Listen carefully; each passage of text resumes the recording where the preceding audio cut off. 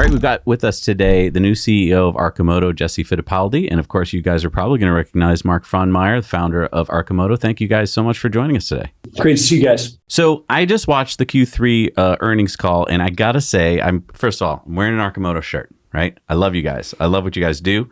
But there's going to be a little hard love in this discussion because we've been hearing from a lot of Arcimoto investors, and they've been asking us as if we're on the board or something, what's going on with FUV, especially after what's going on with the stock price and so forth. So I told a lot of them, well, watch the Q3 earnings call. You'll probably get your answers. But I was kind of shocked. I don't know about you, Jesse, but I didn't get pretty much any of the answers I wanted to get. So I'm glad that you guys are here today. Maybe you can help us out. I wanted to hear a whole lot about production, and it seemed like that was kind of glossed over. A lot of stuff about how, look at these charts, the percentages are going up, but the sheer numbers really weren't going up. So I want to know what is, and this is coming straight from a lot of investors, what is holding back production? Well, it's a similar situation with a lot of manufacturing in the US right now. It's supply chain constrained. We're growing our production now to meet our sales. And we want to have a backlog in place in the future that when we start deploying capital, we're deploying that towards, revenue that we're certain we're going to get. Previously, we were spending a lot of money trying to build out a factory that had a certain capacity instead of reserving that CapEx and reserving that spend for what is appropriate for our sales and our sales channels.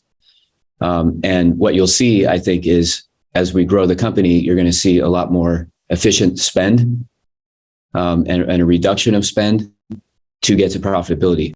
Okay. So basically what I'm hearing is that we have a lot of supply chain constraints, that basically you'd like to be making more and that you're being held up by supply. What I don't get is sort of this sales thing, because from my understanding, Arcimoto has a lot of very interested people who want to buy the thing, that people have put money down on reservations for them. And so there's, including me. So a lot of people want to be picking up their Arcimotos. I feel like I totally understand the supply constraints. I don't. Well, I run businesses. I have a particular business where I have to have a critical piece. So I've lined up like 4 or 5 suppliers. And it's happened to me. One of them's gone down, and then I just flip over to my other supplier. Now, I know that the parts I'm looking for are probably different than your parts, but your parts are critical, like batteries. I would have thought over the years you guys would have lined up backup suppliers. So it's just surprising to me, and I'm guessing it's batteries. Maybe it's other parts. It's batteries, it's electronics, it's even, during the pandemic, it was everything. As a low volume vehicle manufacturer, you don't have the luxury to multi-source every single part that you have. As we step up the scale ramp, that's where multi-sourcing becomes incredibly important.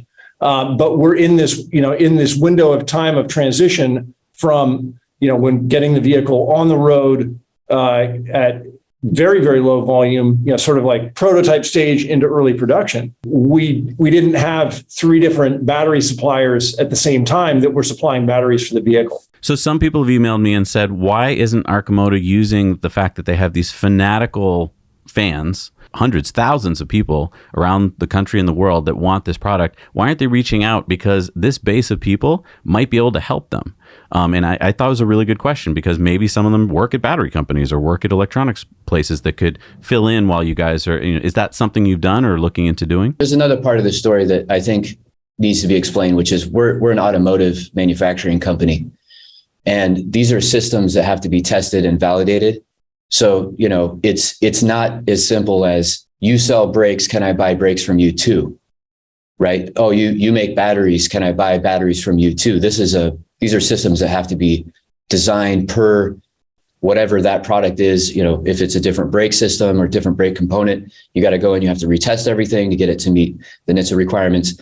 It's a very challenging supply chain to build multiple suppliers in one chain, right? So by the way, we have identified these things. This is what Dwayne is working on and what Terry is working on right now. That's what Terry was saying on the call. He's like, we've learned from these supply chain issues, and we've started putting programs in place to, try to mitigate that as much as possible. So, and then, it's there's other things that we have to think about when we're putting vehicles on the road. We've got to think about what is the warranty like on those vehicles right now? What is the recall like on those vehicles? Are we going to scale too soon and risk a bunch of spend in the future because we put a bunch of vehicles on the road too soon? And so right now we're starting to see our warranty numbers coming down, our recall frequencies coming down. So it's giving us confidence that we can start turning production up, turning sales up.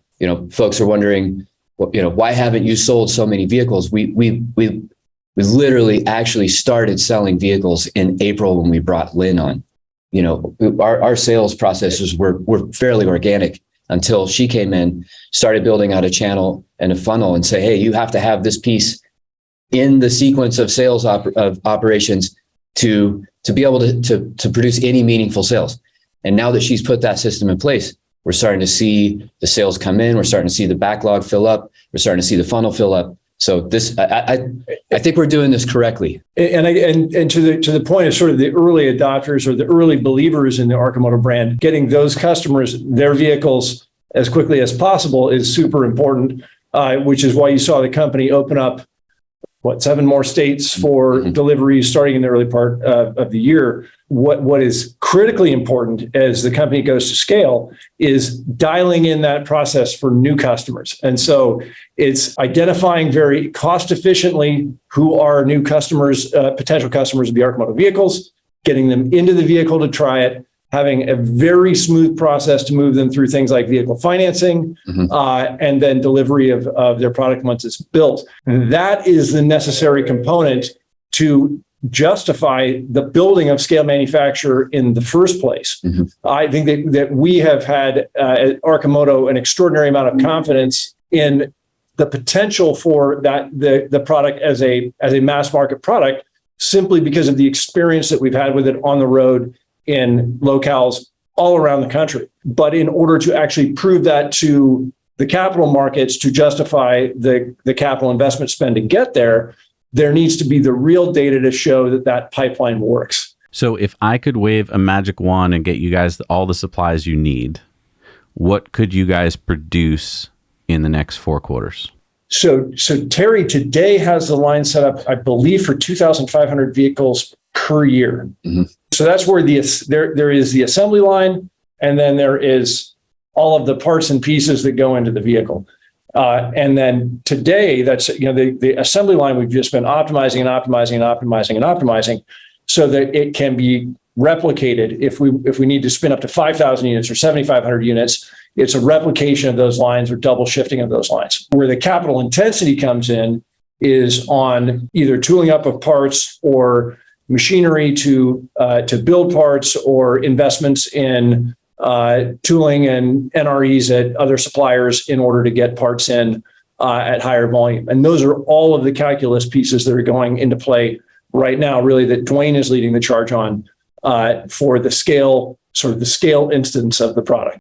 Well, I mean, that sounds really good. I mean, 2,500 units a year. This year, you've sold, I think, a little bit less than 200. If we're talking the first 3 quarters of this year, I'm sure you've been making some in Q4 that we haven't had the pleasure of knowing about yet. So, I mean, that sounds great. Talk to me about profitability if again, we waved that magic wand and all your supplies were able to come in on time. I don't think we've disclosed that yet. I think that with this new plan that we've put together, this restructuring, reducing overhead, reducing burn, and figuring out, having Terry figure out how we actually scale production and what is required from a spend to do that. I think that what I say to that is we are on plan. We're on our plan to get to profitability within a reasonable amount of time and a reasonable amount of capital expenditure. And I think we're showing also that we get to profitability with less volume than we were projecting before, right? That's kind of the point of reducing stuff. So, and I want to say to what we're capable of producing, I think that's something we can talk about in our Q4 earnings call. So we'll have Terry discuss more about the strategy of how we scale the factory, and how that's a pretty asset light scale to get to profitability. And these are all the things that we've been working on this year to understand, right? So changing landscape, what does our sales funnel look like, and how can we get to profitability faster with less money? And again, the point of the restructuring exercise has been really to drive down OpEx, focus everybody on sales and production, and just be as lean and mean as humanly possible for the next stage of growth. And I think what we've seen that's positive is really reducing the amount of money that is required to get us to profitability. So we had this concept of getting to OEM scale production as quickly as possible, thinking that there would be certain benefits there. And this new plan is way easier to achieve. And it doesn't require a massive automated line. It doesn't require a massive sales volume, and a bunch of engineering changes that take a lot of time. It's sell what we have now, with some revisions to cost down, and prove out, show the funnel working, which it is now, and look at that and say, hey, can we scale that funnel, and does that get us to profitability? Let's talk about the runway a little bit. So, because from my understanding, from what we've been talking about, I jotted down some numbers, so please correct me if I'm wrong. It looks like you got $4.2 million in cash. You got $26.5 million in equity, a convertible note for $13.5 million, and then a $50 million line of credit and a $10 million convertible note that'll soon be available. So I just did some back of the napkin math. I'm sure it's wrong, but I was looking at the runway. It looks like in Q3, you guys spent around $18.7 million in free cash flow. And so it looks like your runway to me is a little over 4 quarters. And that's if nothing changes, obviously, going forward. So talk to me as an investor. Is 4 quarters enough runway? Am I reading it wrong? Do you have more runway than I think? Because I'm a little worried as an investor that that's just not enough runway to get this plane off the ground. Well, again, Zach, the major restructuring moves didn't happen until the very end of the third quarter. Mm-hmm. So the impact of that will not be seen until the Q4 filing. You're going to see a substantial reduction in burn, and that would have a commensurate runway extension result. I'm just curious, Jesse, what you said earlier was that you've come up with a different plan, and it sounds like a better plan to get to profitability. Can you give us any insights into, broad strokes of what that plan looks like as an investor to know that, so you were, I guess, thinking, it sounds like you were thinking lots of robots and things that are expensive. And now you're thinking, no, we don't need those. It's kind of like the Elon mistake, maybe, of like, we can do everything with a robot. Oh, no, wait, we can do a lot more with humans. Is that kind of what you're thinking? Absolutely. And it's a complete reanalysis of the thought process there. And a lot of that comes with some of the team that we brought in, right? Dwayne Lum has really good experience on how to get a product into production and get to profitability. And so having him on the team and be able to really investigate different types of opportunities, right, versus just going full force this direction is been very beneficial to the team. And then this year, as Terry was saying, this was a year that we learned a lot, right? If you look at our factory right now on the production line, it's we call it's wire racks and wood tables, and it needs floor space and people. What we've been able to do is learn actually how to build the vehicle. So we build it, and then we learn how to build it, and our engineers go back in and they're like, hey, if you split this box up into 2 boxes, you can do that process much faster.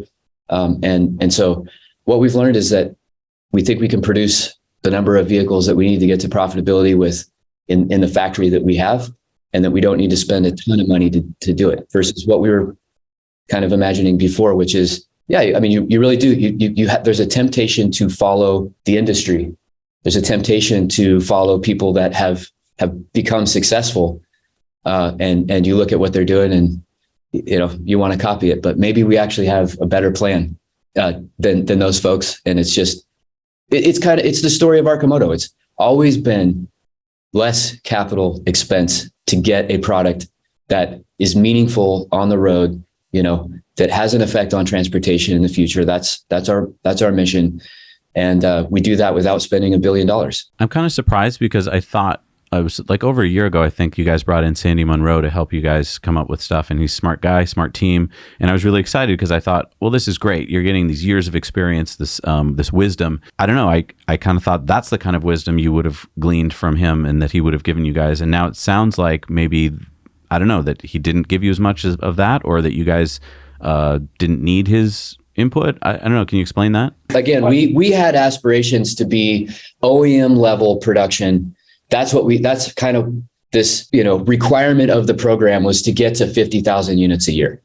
And so, and that is their specialty. They're really good at doing, big scale production like that. And the market didn't keep up with us. So that idea became harder to achieve as the market was starting to pull back. And we had to become more resourceful. So they gave us a ton of good insight, and that in itself is learning, right? You go into the thing and you put the plan out on the table and you see how it pans out, and you go, it doesn't work necessarily for this period of time that we're in for the growth phase of Arcimoto. Yeah, and I guess I would just say, again, you've got a team that has utmost conviction in the mass market viability of the product that we're building, based on research that we've done and based on our direct experience of the product with ourselves and with our customers and with potential customers. That conviction is not enough by itself to command the resources necessary to actually go build at that scale. And so it's a more that sort of swing for the fences, 50,000 units per year target is there's a high level of capital intensity that goes along with it. And, I think what in a time frame, and Jesse alluded to this, where you have like literal meltdown of the capital markets, particularly in technology, particularly in electric vehicles, it meant that it was I think the course that the company has chosen to really streamline and focus on sales pulling production is kind of a no-brainer. All right. So then let me ask you this. If supply chain is going to be an issue going forward, not forever, but, for probably a quarter or two, I'm assuming. And obviously with inflation the way it is, why not raise prices like Tesla, Rivian, Lucid, Ford? Everyone's raising prices. And I haven't seen, or I haven't at least felt, that the prices have been raising that commensurate amount that everyone's been doing. Yeah, we're considering that. Actually, what we'll probably do is we might remove the least optioned vehicle off of the configurator. So the other piece of this too is that with financing now, sort of like the standard way, it's where before we said, yeah, it's what the ad that drew people in was it starts at 17,900. What draws people in now is it's whatever, $350 a month or $400 a month or $300 a month. And so that price actually shifts very little, even as we adjust the purchase price of the vehicle up. Mm-hmm. So I think that's one of those things that's definitely on the table. So, along that same vein, where you're going to need as much cash as possible to kind of reduce this burn, why not see a kind of a more drastic pivot towards selling higher priced variants? And by that, I mean, I think the ones that everyone's Cameo. thinking about. I want to talk about the Cameo. I want to talk about that, but I also want to talk about the Rapid Responder, the Deliverator, things where I feel like there is a pretty hefty markup. I want to talk about municipalities for a minute. There's been all of this ARPA money just dumped into towns. I'm in my town's government, and we just got $7.5 million to spend, and we're spending it on COVID. Yeah, but we're spending it on stupid things. It's the police need new radios for COVID, and it seems like and the towns can't just put it away for a rainy day. No, they can't invest it. They have to spend this money. I don't know. I've heard this from a few viewers as well. I was thinking, let's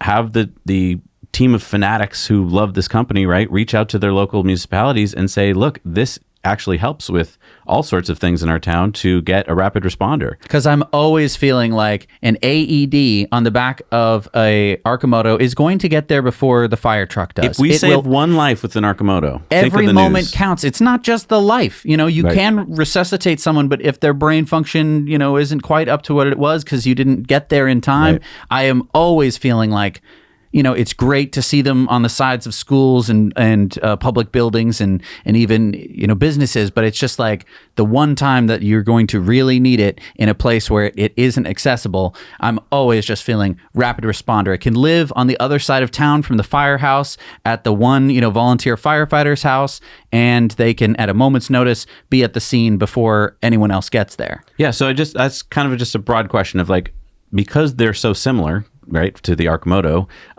why aren't these being pushed? We are. In fact, we had a pretty heavy conversation yesterday about this exact conversation. So what are the products that we have that do have a little better margin in them?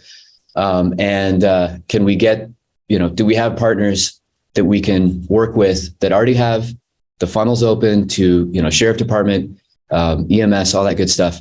And so that was a directive that occurred yesterday. And in fact, had conversations with some folks that are capable of moving that and expediting it quickly. I love the rapid responder product. There's nothing wrong with it in any way. I mean, just what you guys were talking about, we've done work with certain universities to understand, what level of safety, what do they carry in an ambulance, and can we carry that in an Arcimoto? And, we've done all that research. To your point about getting there a minute faster or 8 minutes faster, there's a bunch of research that's been done on, how long does somebody have before their conditions get worse, right? Before somebody shows up. So there's just so many positive benefits of that product.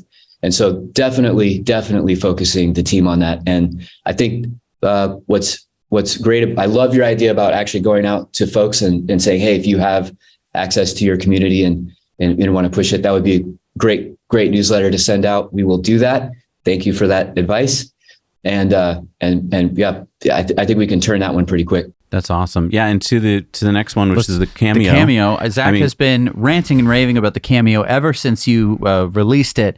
Yeah, I mean, if in big filmmaking, I know they have huge budgets, and I just feel like you could lease this thing to, advertisers who are making commercials, and you could get really high prices for it. But also, you could sell it to YouTubers like us who could use this from day one to make amazing shots. I've seen the shots that you guys shot me on it when I was out there, so I was just staring at it for 2 hours, going like, I definitely want this thing.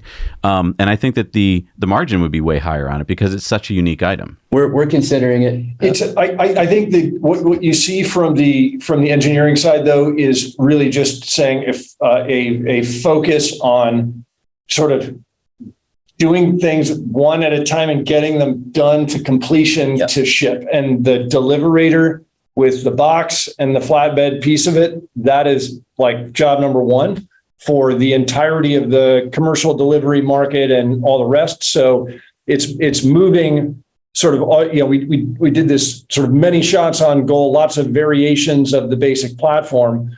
And then now it is, the team just did the selection saying, okay, out of all of these, what's the first biggest opportunity to get to a real production state where we're not spending a lot of time kind of making art projects on each one of these that we ship out the door, but that we've got all the drawings, everything's ready to go, and customers for the product. And so Deliverator was the one that was selected to get to that higher production volume capable state. We do all of our camera work with the Cameo. We've shown it off in Hollywood. We've shown it off to influencers. We've shown it off at sporting events, and huge amount of interest in that product. And I think to your point, it is by necessity a much higher margin potential product, whether it's a rental vehicle or whether we sell it. There's some real potential for margin capture, but a much narrower market than the Deliverator. All right, I have a tricky question here because it goes to Mark's hometown, and I know how I get about my hometown. So I have a question about the company being in Eugene, Oregon, and about the speed with which you guys move. I'm on the East Coast. I've lived on the West Coast. When I moved to the West Coast, I felt like I was living in molasses. I moved just faster than everyone around me. I moved from being an intern to, I took over my boss's position in 6 weeks because I just moved faster. And when I went to visit you in Oregon, I loved it. Beautiful place. It felt very slow to me. I wonder if you guys are so used to being there that you don't know the speed with which business actually moves in the rest of the world. And I think you guys think you're moving fast. I don't think you're moving that fast. So tell me, have you thought about relocating? For me personally, I think it comes down to there is a leadership component of this. I have certainly noticed that as we have brought on some key members of the leadership team that have sort of come in from outside industry, that things have started to move much faster in those portions of the company. Eugene is certainly an interesting place. Yeah, I see it more, Zach, honestly, as getting all of the pieces of the company process to work. The sales process is one of many examples, but it's a critical one.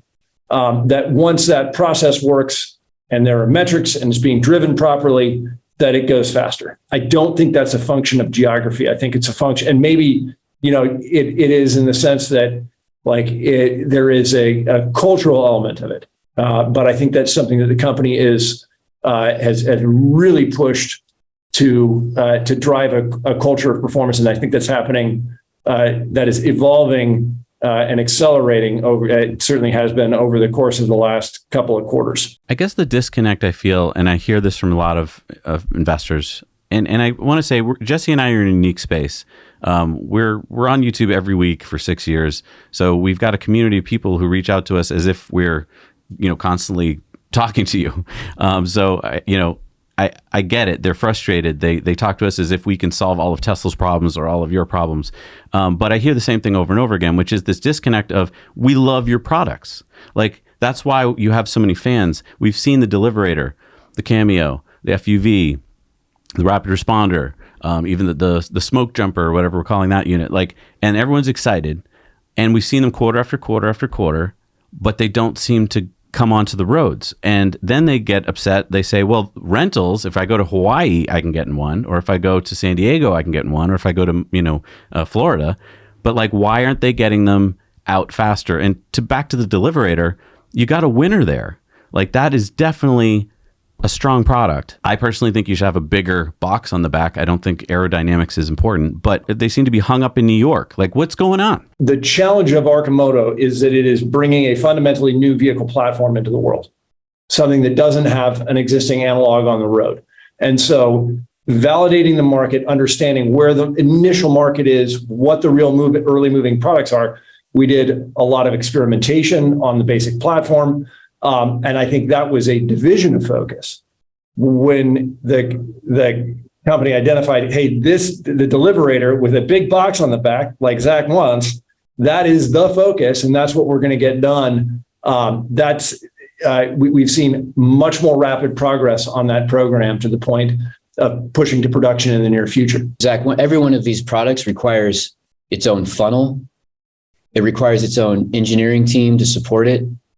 It requires, documentation. It requires production, material changes, all these things that, when you're doing 6 different things at the same time, it was really, really hard to move any one of those things forward.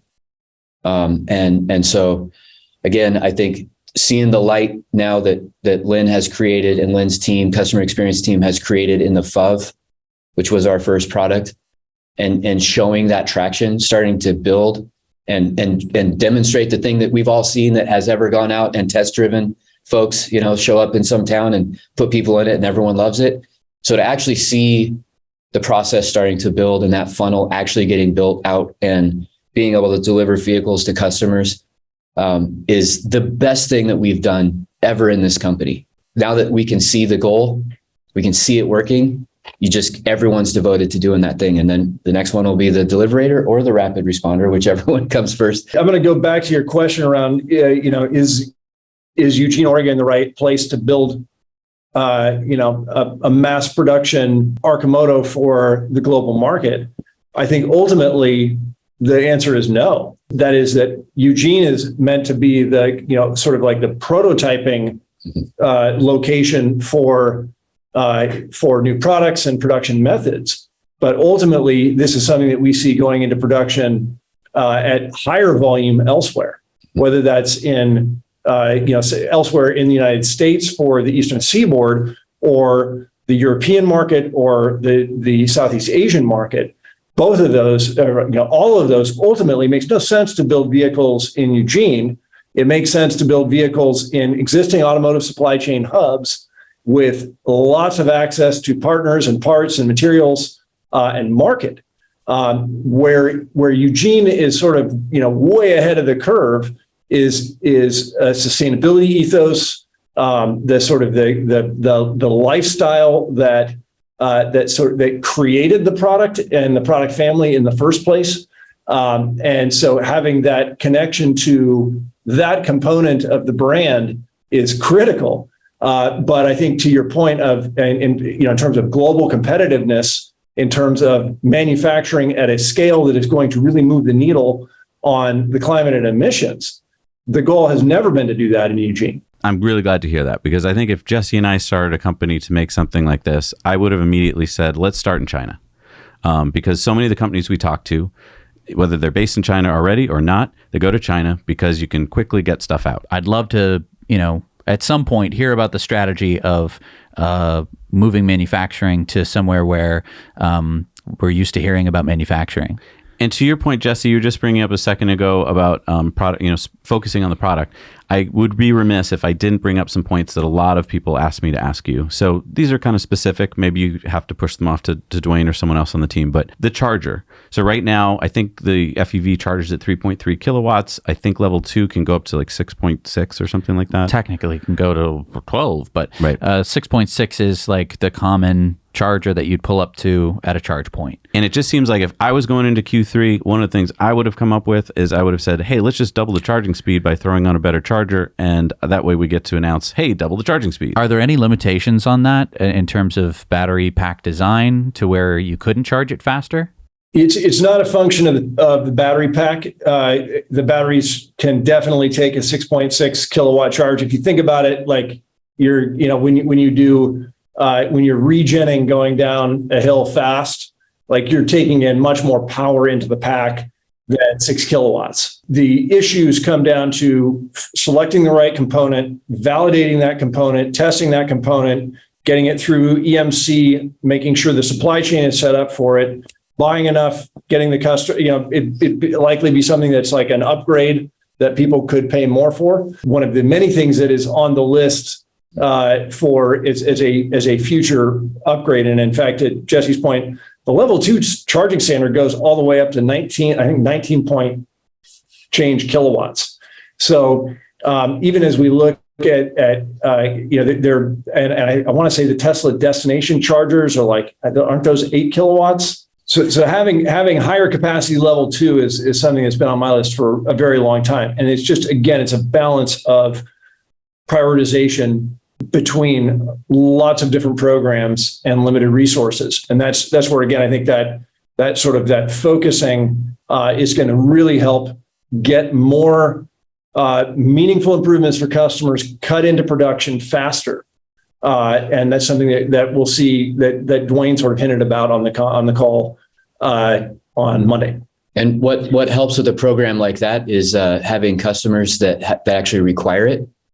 So the deliverator is going to require more charging capability, right? So that as soon as it becomes a customer has to have it, if you want us to buy this vehicle, it needs to have this feature, that prioritizes it nicely in the engineering world. You talked a lot about Lynn and setting up your sort of sales funnel and stuff like that.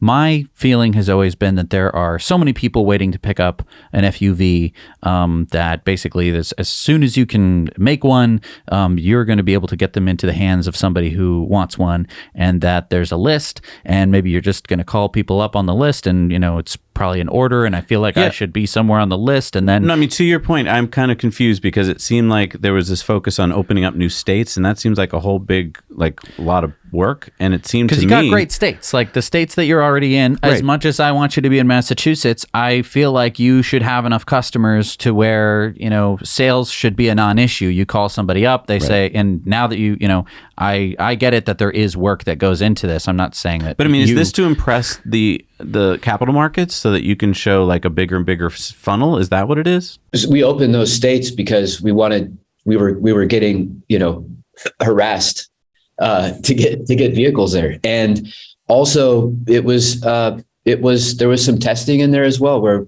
we had an opportunity we felt like we understood how to open states better, to help to convert them better, to make sure that we were communicating to the customers in the right way, and that we had all of the things ready to go, so that when we opened it, it wasn't frustrating to those customers, right? So again, you don't want to push sales too hard if your production is having a challenge of actually keeping up, right? That becomes a whole frustration in itself. Where you're like, you're going to get your vehicle in August.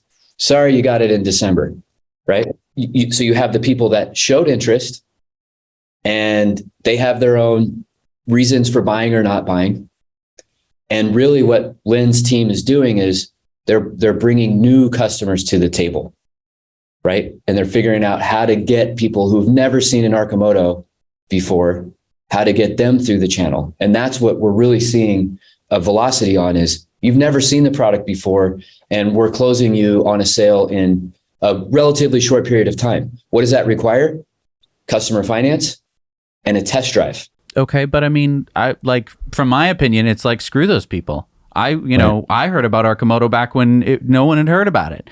So what about those customers? What about those people don't who you showed have interest? hundreds and thousands of those customers in line already? I think that's my question. Is just what I'm really confused. Most of those people are in states that aren't open. The pre-order campaign that we did, those folks are in states that aren't open, right? Yeah, and that was the point of opening more states. But when it comes to, Jesse, I think what you were pointing out, which is Southern California, Florida, that should be enough market when it comes to those new customer programs, and really dialing in the funnel and the test drive, butts and seats and communication processes and financing.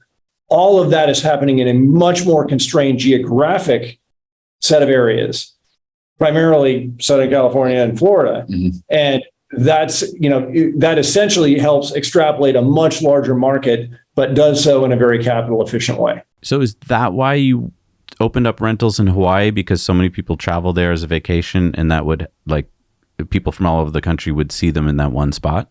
I was trying to articulate that on the queue, and I don't think I did a very good job of that. But yeah, that was something that Lynn actually brought up. It's pretty amazing that you can go to Hawaii, and probably somebody from every state in the country is available to you in a couple of blocks. And so you have the efficiency of that. And then obviously, Hawaii, the world. Hawaii is just an amazing place I can't wait to do the road to Hana on a FUV. But it's a great place to experience the product. And then it's a product that Hawaii needs. And then just to wrap up, because I know your time is valuable, and thank you so much for spending time with us today. I get lots of questions about the reverse stock split. People are confused how it works. We've been explaining it to them. It's kind of like the Tesla split, but in reverse. And can you talk about that at all yet? I mean, the basic principle, I think the most important thing to remember is that it doesn't actually change the size of your slice of the pie, right? It's the price per share goes up, the number of shares goes down commensurately. And so it is really a function of maintaining compliance with NASDAQ, maintaining compliance with some of our funding tools that require a certain minimum price per share. And so, that's the reason why, as a stakeholder, I believe it is certainly in my best interest to support it and voted in favor of the resolution. I've heard a lot of people in the beginning, they were like, I want a nice door. And Mark, I remember we had talked quite a while ago about how having a full-scale automotive door that's going to sound like a BMW when you close it is a very expensive thing to put onto a vehicle. And I think that a lot of people by this point are going, I'll take a Jeep door. I'll take a piece of sheet metal and it'll that's fine. I just want something between me and the elements. And I would love to hear any progress on that, just because a lot of the states you're moving into, New York, Pennsylvania, New Jersey, lot of them, Virginia, and I mean, honestly, even Washington, but us Eastern boys, we get hit with a lot more of that cold weather. Could you kind of talk about doors? Well, and we are now shipping the half doors. It's something you can configure on the vehicle and have it ship with the half doors on it. We're also slowly getting back to some of the early customers to whom we owe doors to make sure that we get doors on their vehicles as well. We have prototypes in our R&D facility that we've shown off of full enclosure using a variety of different approaches. And then in terms of how that's actually productized, the company hasn't announced that yet. Ultimately, having the four-season approach for the whole country and world is definitely a priority. And then lastly, are there any thoughts on kind of using your community to sort of open source some bits and bobs, kind of like with the doors of here are some critical dimensions. If you wanted to build a door, here would be the size that it would need to be. And here are all of those sorts of pieces. Is there any feeling that you could kind of supplement customer need, maybe not through revenue generation for the company, but at least solve some problems for people who are thinking of picking up an FUV. Wouldn't you rather have them sell the doors? I certainly would, but Okay. I totally understand that your time and budget is limited, and that for some people, time and budget is almost limitless when it comes to solving a problem of something that they care about. A buddy who we both know recently just got his FUV called me yesterday, and he's like, he'd already drawn up the bike rack attachment that he wanted in order to be able to go mountain biking in Marin. To me, leveraging that sort of open source ethos is kind of a no-brainer. The question is, sort of one is just one of company resources and prioritization, like everything else. And then I guess the other piece of it too is that I'd be looking at is there a way that we can drive revenue from the availability of things like, a model for the vehicle or something like that? To me, there could be some real wins there, but great idea. Well, thank you guys so much for your time. I really appreciate it. I think the community really appreciates it. And like I said at the beginning, we're super fans. We want to make sure that you guys do well. And everything we threw at you today was from a place of love. Thank you very much for that. Tough love. Yeah. The love is bidirectional. Yeah. Really appreciate you guys taking the time, and really appreciate really the whole community that you guys are sort of the tip of the spear of. You guys have Arcimoto would not be possible without you guys amongst many others, but you guys have been it's fantastic helpers in terms of us sharing the Arcimoto story with the world. So appreciate it. Thank you guys.